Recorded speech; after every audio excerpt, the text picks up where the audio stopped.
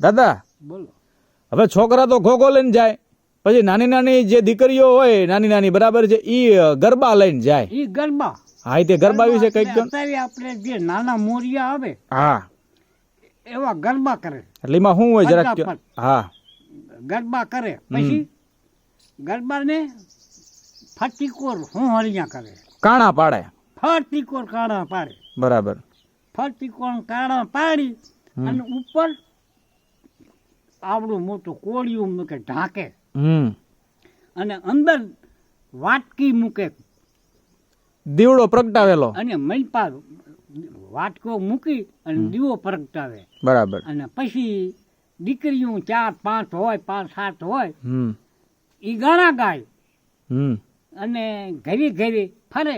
હા એવા રે મારા આઝાદભાઈ, 7 રાણી પરણાજો, 7 રાણી લાડગડી ઝુમકડી સોનાના 2 માંદળિયા, 1 માંદળિયું ખરી પડ્યું તેની લેવા નાગરવેલ, નાગરવેલના અવળા પાન સવળા પાન રોવે આઝાદ વીરો. જો લ્યો કરો વાત.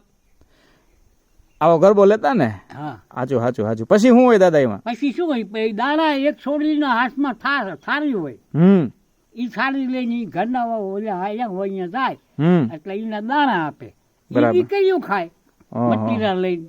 ટૂંકમાં જે તે સમયે એક આધ્યાત્મ ભાવ હતો અને નવરાત્રી હોય તો એ દરમિયાન ઘોઘા દાદાની પૂજા થાય, ગરબો એટલે નવદુર્ગા માતાની પૂજા થાય અને નાનકડી બાળાઓ જે છે એ ગરબાનું મહત્વ સમજે, માતાજીની નજીક રહે. અને બીજું કે હવે નાની નાની બાળકીઓ હોય અને શું હોય, થોડીક લાલચ હોય અને એનો આનંદ હોય કે ભાઈ આપણે ઘરે ઘરે લઈને જઈ દઈએ બાને આપણને કંઈક મળે, પણ અધ્યાત્મ અધ્યાત્મ જળવાતું અને એને પ્રસાદી રૂપે કંઈક મળતું, આ બધી એક ભાવના હતી.